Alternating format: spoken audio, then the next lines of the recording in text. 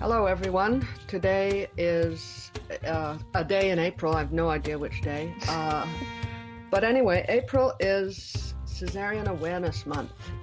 So I was kind of thinking about the inequalities in Black maternal health. You know, way more Black women and babies die in the US than white women and babies across all socioeconomic, the whole thing. And, you know, here in our modern world, we have this thing called Black History Month, which is February, which is the shortest month of the year. And it's also the month where most suicides are committed. And so I was thinking about the weird parallel between this Black History Month, which is just, I mean, it's great that we would learn about Black history, but why February and why only 1 month in the face of all these horrific inequalities? And at the same time, what is Cesarean Awareness Month? What does that even mean? That we should be aware that there's this thing called a cesarean section where babies are taken out surgically, or that we should try and avoid having them by meditating or something? Sorry to be brusque, but I have here with me Emily. Hello. Please introduce yourself to everyone. Hi. Yeah, I'm Emily. I am a new mom of 4-month-old identical twins, and I am a C-section survivor. Yeah, I guess. And I currently live just west of Ottawa.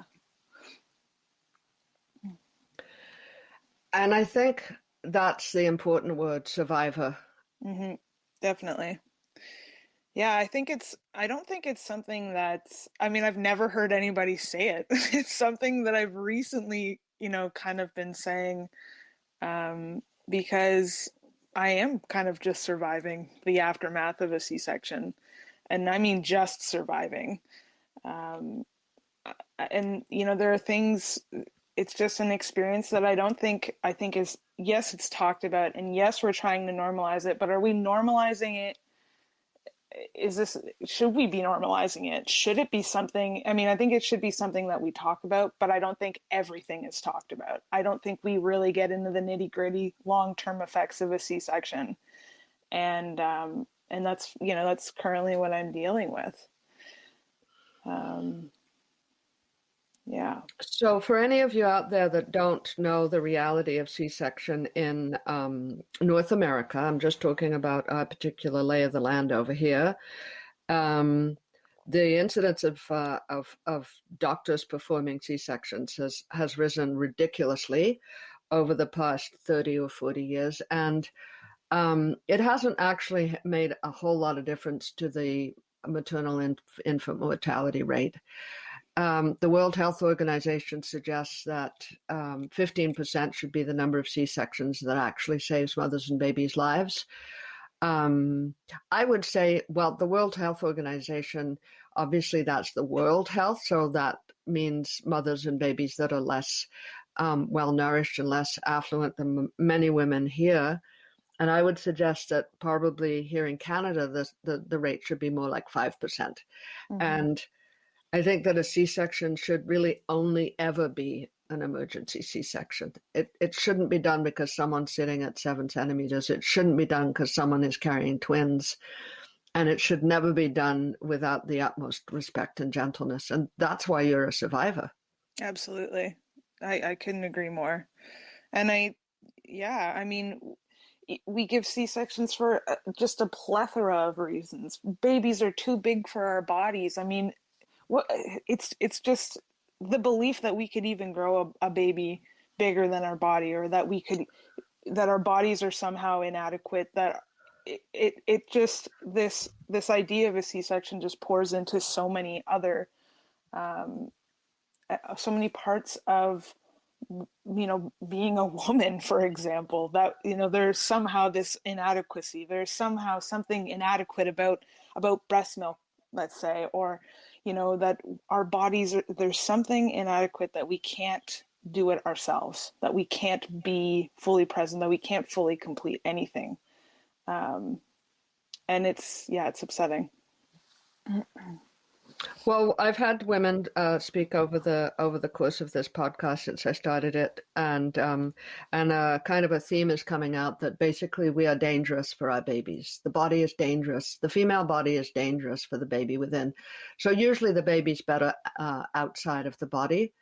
Hmm. And so C-sections are performed nowadays because baby's too small, baby's too big. Right. The cervix doesn't open at the required time. There are too many babies in there. Um, there are just so many reasons that are not medically sound for performing this surgery. Yeah. And what are the lifelong implications of that? Like not even the physical, but the emotional, the mental, the spiritual belief that, you know, they're not safe in there. They're not safe in the body that made them, where they were conceived, where they were, where they were, it just doesn't make any sense.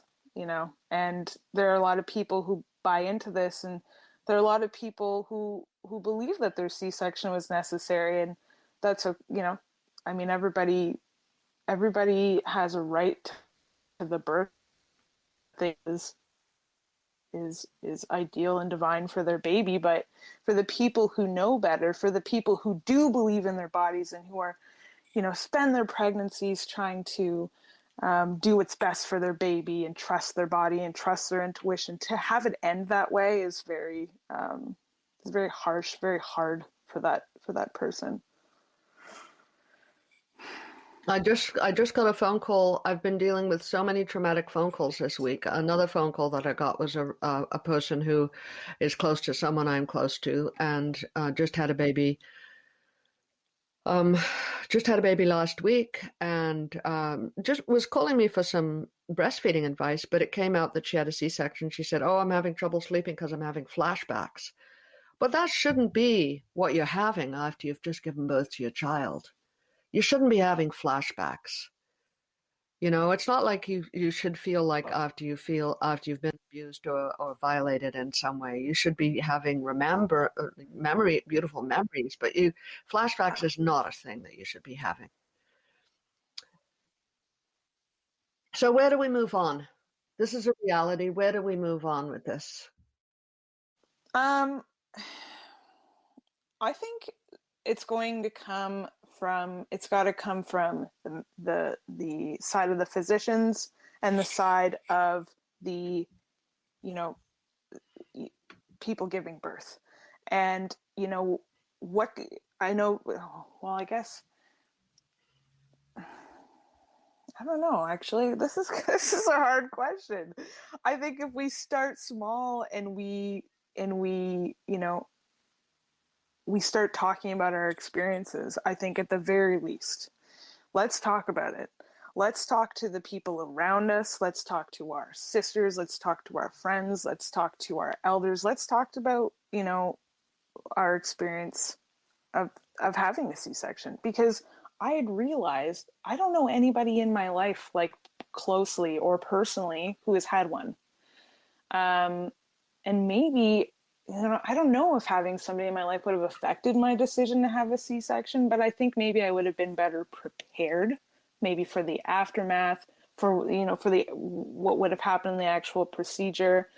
Um, but I think at the very least, let's talk about it more. Let's talk about, that it hurts. If it hurt you, tell people, make it known that you are suffering, that you aren't able to fully enjoy your birth experience because it was a C-section.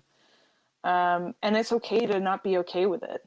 I think a lot of people, like, I hate hearing this, but you should be so lucky that you have two healthy babies and that you're healthy. Like, no, that's not enough.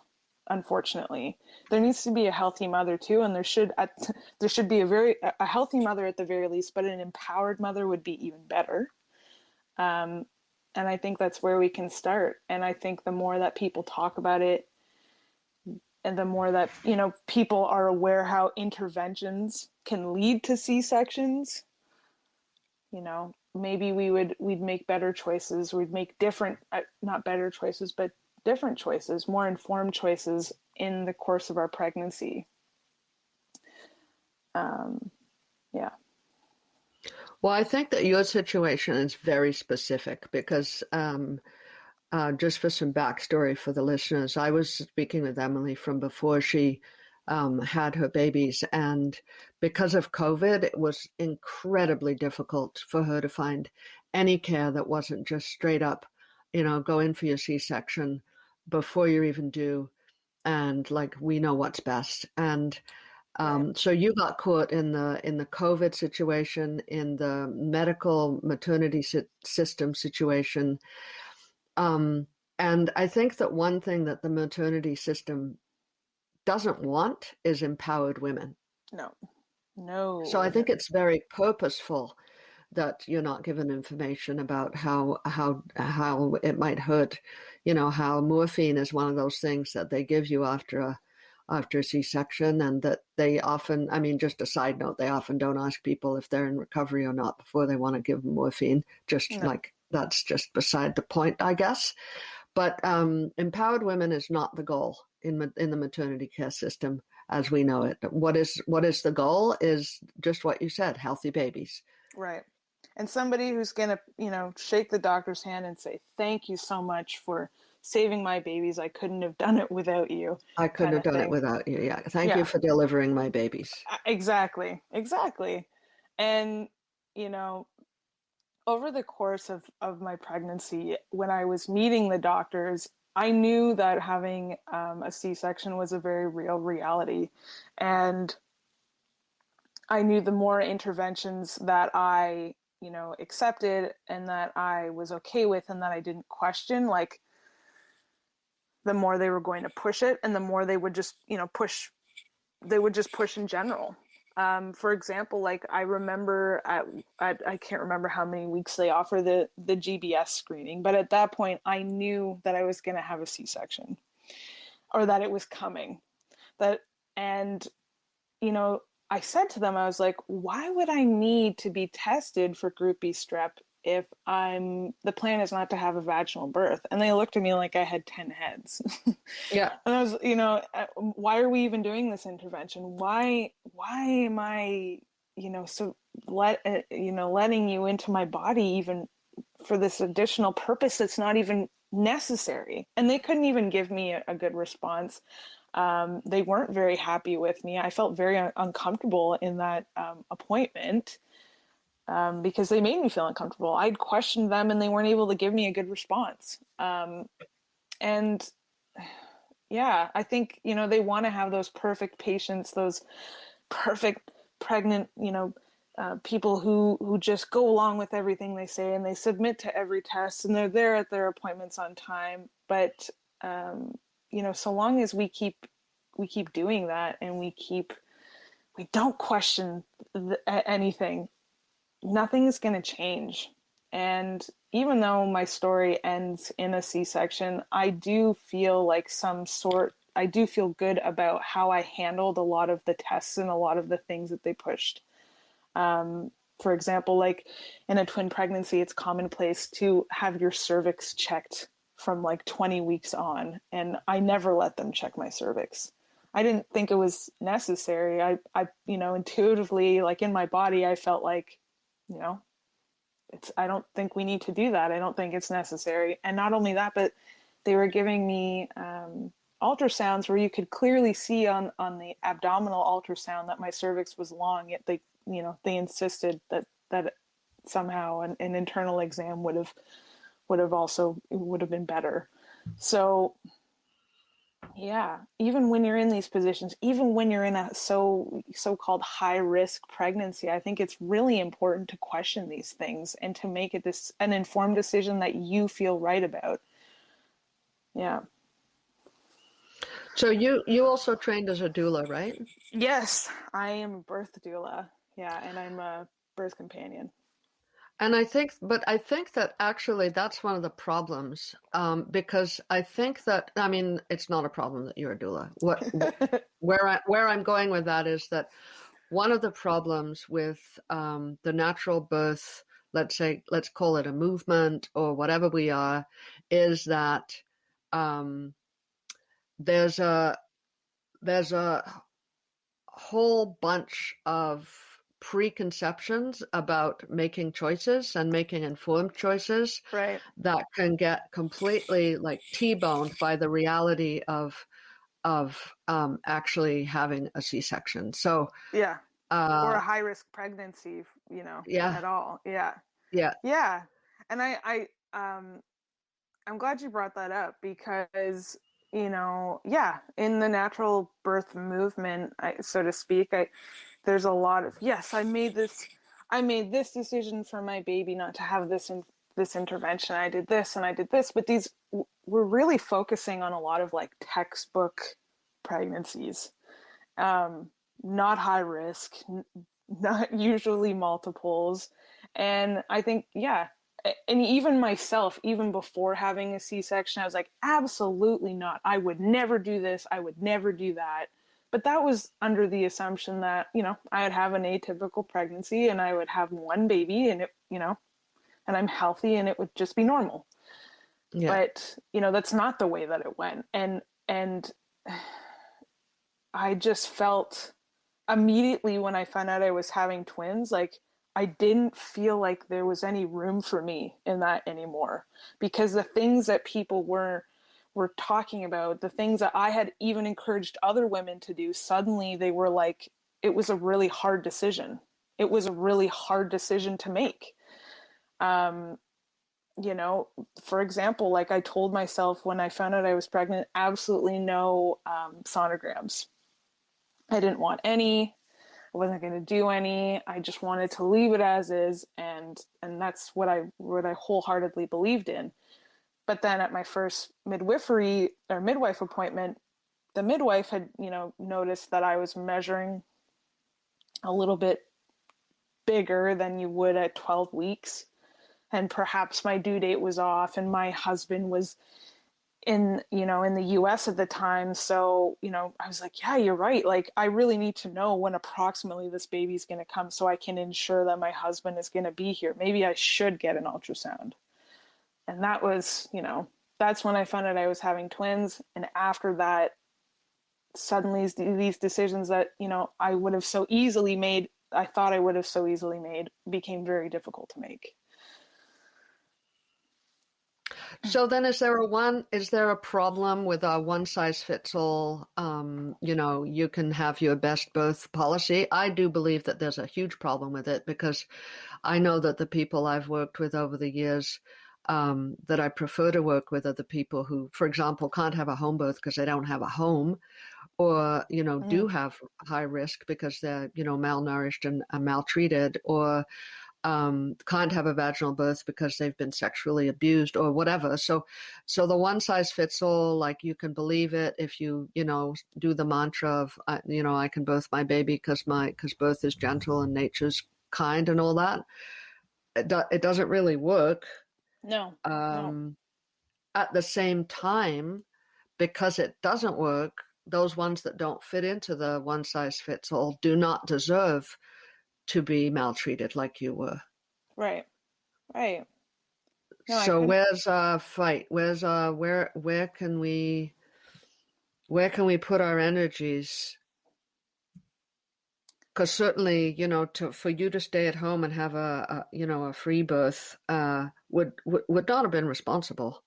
No, Wouldn't have been the I best thing for your babies. exactly. And how can it be that, I mean, the position that I was in was either completely unassisted or the most assistance you could possibly imagine, with like 10 people in an operating room and IVs and blinking lights and everything. So yeah, what I mean, it's funny because in the natural birth movement, people are so concerned with like, the nuances are normal, the nuance, it's all natural, but like there are more nuances in birth. There is more of birth that I don't think, we're really taking into consideration, and this is one of those times.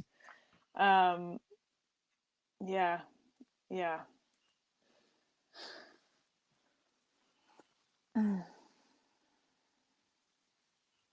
I don't know where else to go with that. What can heal you? I think that I'm still trying to figure that out, but I think this is a good step in the right direction. I think, I don't know. I feel like I need to heal my, I need to heal, I need to, I still need to accept, I need to accept what happened. I need to accept the experience of a C-section. That's number one. And then that's the first step that I'm making. I'm working on that right now. And then I think number two is like healing the relationship that I have with my womb. Because I kind of felt like, dang, man, you really, really let me down. But I know that, we did our best. We did everything we could. I'm so thankful that there are people like you who were part of my journey that really helped me explore every possible avenue. Like that was huge. Having people to support me meant so much. And, I know that I explored all those avenues and I made the decision that I felt was right and that I had, in that moment. And, so working on that relationship with my women, then I think number three, like, as a birth doula and as a birth nerd, so to speak, I have a very different perspective to bring to this community that, you know, I really want to integrate into the work that I do with other people. I think it was totally necessary for me to go through this. And like I mentioned to you before, I've always learned things the hard way in my life, so why would birth be any different? But I learned, I have a wealth of like, I've gone through a lot, I've experienced a lot of things, and I've always kind of like tried to make a point of, you know, yes, I learned it the hard way, but like, I did it for a reason, and I'm able to help somebody now because I have this information. And, that's all that I hope to be able to do with this is to help other people who are in this, experiencing this and, give them the information, help them, guide them, be there for them, and then be there for them afterwards, which is something that our medical system, I mean, the OBs, the person who performed my surgery, the doctor who had seen me at the hospital, nobody even so much as called me after the surgery. There was no follow-up appointment. There was nothing. And that kind of hurt. So I'd really like to be there for that person. I'd really like to be there while they're going through what I'm going through, trying to heal their relationship with their body, and just, yeah, hopefully we can minimize the amount of C-sections that are happening, but it's going to take a lot. And but I think if we start small, then it's a lot easier to accomplish. Start in your own backyard. Start in your backyard, which is exactly what I did. I have personally experienced serious C-section trauma, and I started in my backyard. And I think that I successfully attended many, many, many what I call vaginal births before C-sections. I was so grateful when I was coming home and I realized, that was another one avoided. Mm-hmm. But that takes its toll too, and then you get the ones that you didn't manage to avoid, and you take that on as your own responsibility, which is just as bad as a doctor saying you delivered your baby. Right.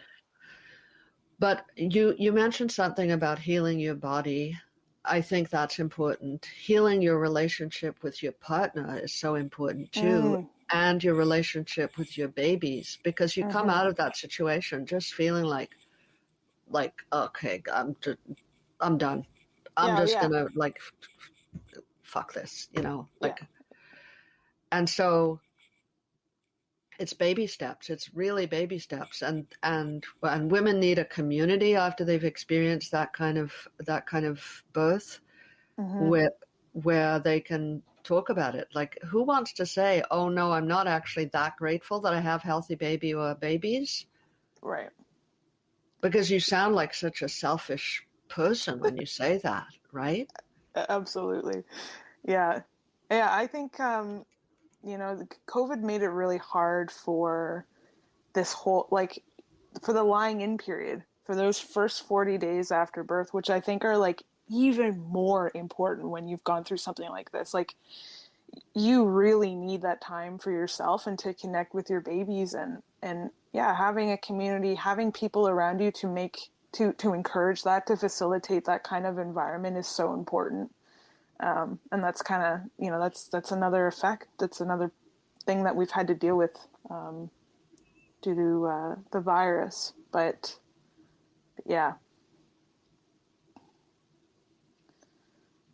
So if you had advice, let's say someone calls you because they've heard you on the podcast and they're pregnant with twins and they're going through what you were going through, what advice would you give them? Wow. I'd say, oh man, I'd say first of all, slow down. You know, there is I mean, having twins, finding out you're having twins is finding out you're pregnant is a whirlwind. I think for anybody, finding out you're having two babies, even more so. And then there's all those things that come with it. And I feel like while I was pregnant, I was so worried.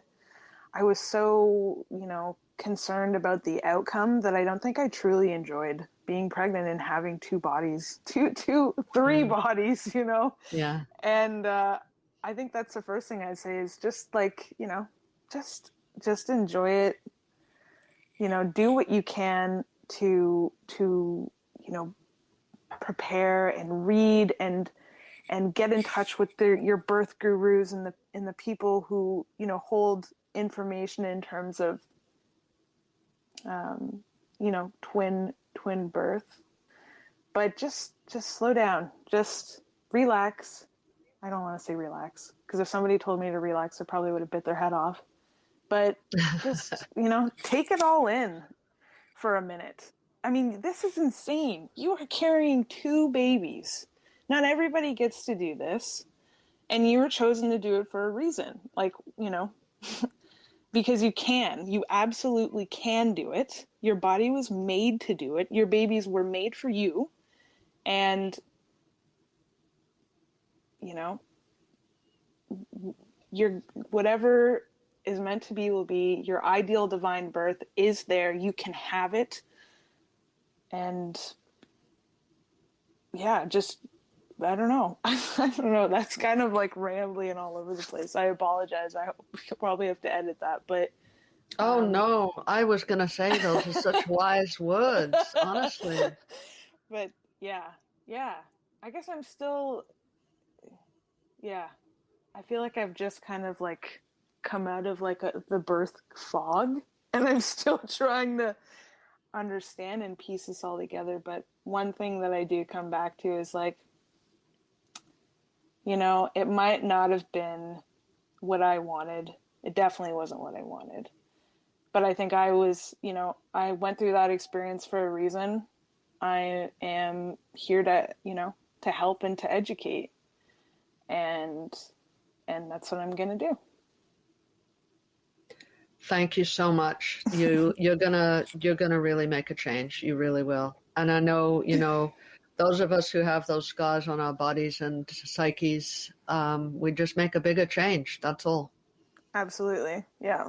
And yeah, I think I'm so grateful that you were able to help me, that we were able to connect, because you know, had we not spoken and had I not been introduced to you, man, oh man, you know, having somebody who had also gone through a birth trauma and kind of like, you know, was able to, you know, do something with it has made a world of a difference for me. So at the very least, you know, that's what I want to do for somebody else. And I think that's what we can all do if we do carry birth trauma is, you know, try your best to reclaim it. Take baby steps. If you can't, it's not going to happen overnight, but at the very least, like, share your story and share your message with other people. And just by doing that itself, you can help someone.